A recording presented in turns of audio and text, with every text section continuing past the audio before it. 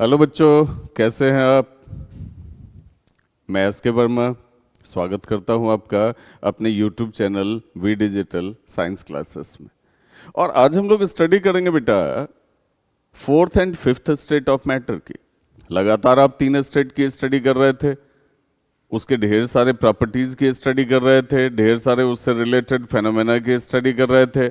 ठीक है, आज हम लोग चौथे और पांचवें स्टेट ऑफ मैटर की बात करेंगे। और याद होगा आपको, नाम क्या है उसका? प्लाज्मा एंड बोस-आइंस्टाइन कॉन्डेंसेट, है ना बेटा। तो चलिए आज के लेक्चर को स्टार्ट करते हैं। सबसे पहले बेटा हम लोग बात करते हैं प्लाज्मा की, है ना, the fourth state of matter.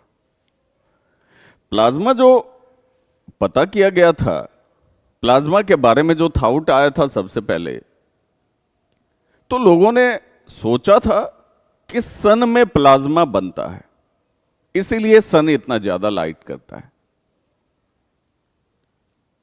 सन में क्या बनता है?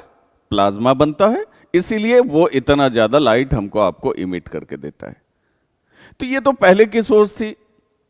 धीरे धीरे इस पर रिसर्च किया गया और अर्थ पर भी प्लाज्मा तैयार किया गया, एक्सपेरिमेंटली भी प्लाज्मा तैयार किया गया, और ढेर सारे आज की जिंदगी में हम लोग उसके यूजेस करते हैं बेटा। ठीक है, चलिए प्लाज्मा पढ़ते हैं, यूजेस के बारे में बाद में जानेंगे। प्लाज्मा होता क्या है? तो ए mixture of free electrons and ions is called plasma. A mixture of free electrons and ions is called plasma.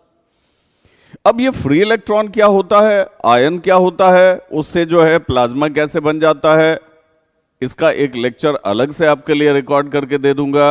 अभी प्लाज्मा जितना आपके क्लास में है, आपके सिलेबस में है, पहले उसकी स्टडी करते हैं बेटा। ठीक है, तो प्लाज्मा क्या है, डेफिनेशन क्या है इसका? A mixture of free electrons and ions is called plasma. अब प्लाज्मा की प्रॉपर्टी पढ़िए। Plasma is electrically charged gas that can be created by using high voltage electricity to ionise atoms in a gas. मतलब जब बनाने का process हम आपको बताएंगे कि इसको लेबोरेटरी में आर्टिफिशियली तैयार कैसे किया जाता है, तो वहां हम आपको बताएंगे कि कोई गैस ले लिया जाता है, उससे हाई वोल्टेज इलेक्ट्रिसिटी जो है वो फ्लो करवाई जाती है, पास करवाई जाती है, उससे इलेक्ट्रॉन फ्री होके बाहर चला आता है, और साथ ही साथ आयन का भी फॉर्मेशन हो जाता है। तो इलेक्ट्रॉन और आयन दोनों जो है, दोनों का मिक्सचर बन जाता है, वहां से लाइट जो है वो इमिट होने लगती है, फिर क्या बन जाता है? प्लाज्मा। तो इसके लिए आपको जो है थोड़ा सा वेट करना होगा, इसके लिए अलग लेक्चर रिकॉर्ड कर दूंगा। अभी प्रॉपर्टीज पढ़िए पहले। इसको जो बनाते हैं, ठीक है, तो फॉर्म्स बिटवीन थ्री, या अगर आप इलेक्ट्रिसिटी से नहीं बनाना चाहें, हीट करके बनाना चाहें, तो 3000 केल्विन से 10,000 केल्विन तक किसी भी गैस को जब आप हीट करेंगे तब एक नया स्टेट बनता है जिसको प्लाज्मा कहते हैं। मैंने आपको बताया था नॉर्मली कि बेटा जब सॉलिड को हीट करते हैं लिक्विड बनता है, लिक्विड को हीट करते हैं गैस बनता है, और गैस को ओवर हीट करते हैं तब एक नया स्टेट ऑफ मैटर ऑब्टेन्ड होता है जिसको हम लोग प्लाज्मा कहते हैं बेटा लाल। ठीक है, तो प्लाज्मा जो है, ये तो मैंने आपको बता ही दिया कि plasma can be created by high voltage electricity और इलेक्ट्रिकल डिस्चार्ज। ठीक है, प्लाज्मा जो है हाई वोल्टेज इलेक्ट्रिसिटी से आप पैदा करते ही हैं, और इलेक्ट्रिकल डिस्चार्ज जब होता है, आपने बिजली चमकते हुए देखा होगा, बिजली जब चमकती है तो वो जो करकती है, ठीक है, उसका जब डिस्चार्ज हमारे आपके एटमॉस्फेयर की तरफ होता है, तब भी वहां पर प्लाज्मा का फॉर्मेशन होता है। और यही कारण है कि उससे बहुत ज्यादा लाइट जो है वो जनरेट होता है। और भी रीजंस हैं, लेकिन ये भी एक कारण है बेटा। ठीक है, अब ये कहां बनता है? तो मैंने बताया सन में बनता है, स्टार्स में बनता है, सोलर विंड में बनता है। ठीक है, सोलर सिस्टम में जो हवाएं चलती है वहां भी अगर हीट ज्यादा हुआ तो बनता है। और लाइटनिंग के बारे में मैं आपको बता ही रहा था कि जब बिजली चमकती है, लाइटनिंग डिस्चार्ज होता है, तो भी प्लाज्मा का फॉर्मेशन होता है। अब इसके यूजेस को देख लीजिए। हम लोग प्लाज्मा टीवी में इसका यूज कर लेते हैं, नियॉन साइन बल्ब में इसका यूज कर लेते हैं, है कि नहीं? देखिए, प्लाज्मा स्क्रीन टीवीज में यूज करते हैं, क्या करने के लिए? इमेज क्रिएट करने के लिए। आजकल आता है ना मार्केट में प्लाज्मा टीवी आने लगा है, तो प्लाज्मा टीवी में प्लाज्मा बनता है, ठीक है। नियॉन साइन बल्ब जो है वो प्लाज्मा को ही क्रिएट करता है, इसीलिए उसमें से इतनी ज्यादा लाइट निकलती है। प्लाज्मा बॉल, जिसका आप यहां फोटो देख सकते हैं, ठीक है। ये जैसे ही आप इसमें इलेक्ट्रिसिटी पास करेंगे तो यहां पर प्लाज्मा का फॉर्मेशन होता है, और प्लाज्मा का फॉर्मेशन होगा तो इससे लाइट इमिट होने लगती है, ठीक है। तो प्लाज्मा लाइट को इमिट करता है, लाइट को रिलीज करता है, ठीक है। Plasma balls are used as toy, खिलौने के रूप में भी बच्चे यूज करते हैं, एंड फॉर डेमोन्स्ट्रेशंस, ठीक है, लैबोरेटरी डेमोन्स्ट्रेशन के लिए भी यूज होता है। एनर्जी स्टोरेज, प्लाज्मा टेक्नोलॉजी में भी यूज्ड फॉर एनर्जी स्टोरेज। आगे आने वाले समय में प्लाज्मा टेक्नोलॉजी से एनर्जी को भी स्टोर करने के कई सारे तरीके जो है वो बनने वाले हैं, उस पर रिसर्चेज चल रहे हैं बेटा। और फ्यूजन क्या है? तो plasma is used in fusion reactors to create energy, ठीक है। फ्यूजन रिएक्टर्स बनाए गए हैं, ठीक है, वहां भी प्लाज्मा क्रिएट करके एनर्जी जो है उसको क्रिएट किया जाता है। अब ये जो लिखा हुआ है ये अलग से लिखा हुआ है, क्योंकि आपके क्लास में क्वेश्चन आता है कि फ्लोरेसेंट ट्यूब में कौन से गैस से प्लाज्मा बनाते हैं। तो फ्लोरेसेंट ट्यूब में हम लोग हीलियम लेते हैं बेटा, ठीक है, और नियॉन साइन बल्ब में हम लोग नियॉन लेते हैं, ठीक है। दोनों में प्लाज्मा बनता है, लेकिन दोनों में गैस अलग अलग यूज होता है। अगर फ्लोरेसेंट ट्यूब आपको यूज करना है, ठीक है, तब उसमें जो है उसमें हीलियम ले लेंगे आप, और अगर आपको नियॉन साइन बल्ब यूज करना है तब उसमें नियॉन से ही, मतलब किसी भी गैस से, फाइनल रिजल्ट ये है कि किसी भी गैस से जब हाई वोल्टेज करंट जो है वो भेजा जाता है तो वहाँ फ्री इलेक्ट्रॉन्स भी बनते हैं, आयंस भी बनते हैं, फ्री इलेक्ट्रॉन का मिक्सचर हो जाता है, आयन का मिक्सचर हो जाता है, इससे वहाँ प्लाज्मा का फॉर्मेशन होता है और लाइट जनरेट होती है, ठीक है बेटा। और चाहे तो आप इसको इलेक्ट्रिसिटी से बना लें, चाहे तो आप इसको हीट से बना लें, दोनों तरीके से बना सकते हैं। प्लाज्मा टीवी में यूज होता है, नियॉन साइन बल्ब में यूज होता है, फ्लोरेसेंट ट्यूब में यूज होता है, ठीक है, प्लाज्मा बॉल्स में यूज कर सकते हैं, फ्यूजन रिएक्टर्स में यूज कर सकते हैं। तो ये सब प्लाज्मा की जो है प्रॉपर्टीज है बेटा, प्लाज्मा की यूजेस हैं, और ये है फोर्थ स्टेट ऑफ मैटर। अब चलिए फिफ्थ स्टेट ऑफ मैटर की तरफ बढ़ते हैं बेटा।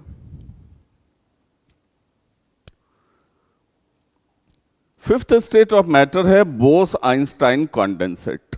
क्या है बेटा? Bose Einstein condensate. Short form में इसको हम लोग BEC लिखते हैं। अब इसको बोस आइंस्टाइन कॉन्डेंसेट क्यों कहा जाता है? क्योंकि इसका थ्योरी जो जनरेट किया था इंडिया के एक बहुत बड़े फिजिसिस्ट थे SN बोस, सत्येंद्रनाथ बोस, उन्होंने इसको जो है जनरेट किया था, ठीक है, आजादी से पहले की बात है बेटा। तो जब इन्होंने इस थ्योरी को दिया कि भाई फिफ्थ स्टेट ऑफ मैटर भी हो सकता है, तो मैगजीन वाले को कहा, उस समय तो पूरे भारत के मालिक अंग्रेज थे, तो इंग्लिश मैगजीन वाले को कहा कि मेरा ये रिसर्च आप छाप दो अपनी मैगजीन में, ताकि दुनिया को पता चले कि इस state of matter, fifth state of matter पर भी रिसर्च हुआ है और मैंने किया है। तो उसके दिमाग में आया है, तेरी गुलाम देश का नागरिक ही क्या रिसर्च करेगा, उसमें भी फिजिक्स पर रिसर्च किया है, कह रहा है छापने के लिए, नहीं छापेंगे, जाओ। रिफ्यूज कर दिया, भगा दिया ऑफिस से SN बोस को कि तुम्हारा ये जो है लेख नहीं छपेगा, तुम्हारा ये रिसर्च रिवील नहीं होगा। अब SN बोस परेशान हो गए। SN बोस ने क्या किया, इस सारे के सारे मैटर को पोस्ट कर दिया अल्बर्ट आइंस्टाइन को। दोनों एक ही समय के वैज्ञानिक थे, अल्बर्ट आइंस्टाइन को पोस्ट कर दिया।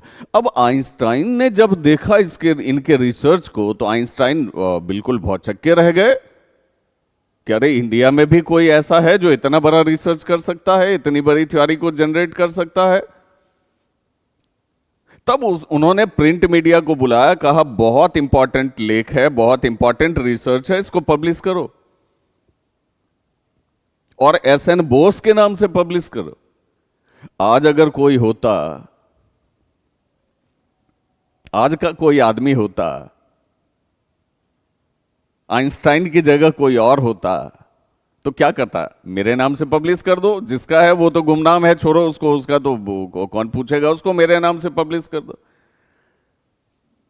लेकिन पहले के साइंटिस्ट कितने ज्यादा ईमानदार होते थे, पहले के लोग कितने ज्यादा ईमानदार होते थे, खास करके आइंस्टाइन साहब के बारे में बात कर रहे हैं हम लोग, वो कितने ईमानदार थे। उन्होंने कहा कि नहीं, एस एन बोस का रिसर्च है, उन्हीं के नाम से इसको छापो। तो पब्लिकेशन वाला गया बोस साहब के पास, कहा कि आपका जो है रिसर्च उसको और बढ़िया से करके दीजिए, लिख के दीजिए, हम इसको पब्लिश करते हैं। कहा ठीक है पब्लिश करो, आइंस्टाइन साहब ने ऑर्डर दिया है पब्लिश करने के लिए, पब्लिश करो, लेकिन अब इसको बोस कंडेंसेट के नाम से पब्लिश मत करो, अब इसको बोस आइंस्टाइन कंडेंसेट के नाम से पब्लिश करो। मतलब ईमानदारी की पराकाष्ठा देखिए, अगर एक ईमानदार है तो दूसरा भी ईमानदार है। बात वही होता है, कर्म का न्याय यही है, कर्म का प्रिंसिपल यही है कि आप जैसा करते हो आपको बस वैसा ही मिलता है। आप अगर बहुत ज्यादा पढ़ते हो तो जिंदगी में बहुत आगे जाओगे, आप अगर कम पढ़ते हो तो फिर आपको इस धरती पर पूछने वाला नहीं है, कोई नहीं है, अपने परिवार के लोग नहीं पूछते हैं जी। इसीलिए बिल्कुल ईमानदारी से पढ़ो, अच्छी तरह से पढ़ो। माता पिता का सर जो है वो तुम्हारे नाम से, तुम्हारे क्रिएटिविटी से, गर्व से ऊंचा उठ जाए, इस चीज का जो है हमेशा प्रयास करो, है ना। चलो देखते हैं बेटा। तो ये तो कहानी हो गई कि बोस आइंस्टाइन कंडेंसेट जो है वो कैसे आया, ये थ्योरी कैसे आई, कहां से आई। अब ये बनाओगे कैसे भाई? तो when A gas at very low density, कोई लो डेंसिटी का गैस ले लीजिए, बहुत लो डेंसिटी का गैस ले लीजिए, और उसको सुपर लो टेम्परेचर पे ठंडा कीजिए। सुपर लो टेम्परेचर को शॉर्ट फॉर्म में SLT लिखा जाता है, और इसका वैल्यू स्टार्ट होता है 0 केल्विन से। समझ रहे हैं? 0 केल्विन समझ रहे हैं कि नहीं समझ रहे हैं? 0 केल्विन मतलब -273 डिग्री सेल्सियस हो गया। सही लिखा मैंने? आपको मैंने बताया था K इज इक्वल टू होता है 273, K is equal to 273 plus C। K का वैल्यू 0 रखो, 273 प्लस C हो गया, 273 इधर ले आओ, -273 इज इक्वल टू C हो गया, तो C इज इक्वल टू -273।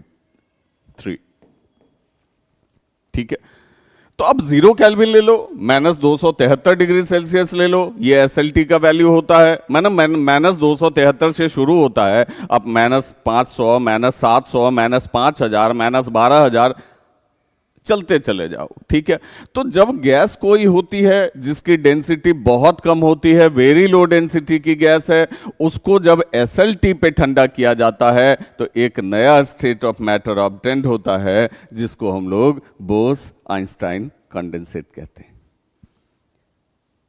अभी इस स्टेट ऑफ मैटर का हमारे आपके प्रैक्टिकल लाइफ में कोई यूज शुरू नहीं हुआ है, लेकिन जब यूज शुरू होगा तो धमाका होगा जी। क्यों? क्योंकि एटम क्लॉक जब बनाया जाएगा तो एटम क्लॉक में इसका यूज किया जाएगा, मैग्नेटिक सेंसर में इसका यूज किया जाएगा, रोटेशनल सेंसर में इसका यूज किया जाएगा। समझ रहे हैं?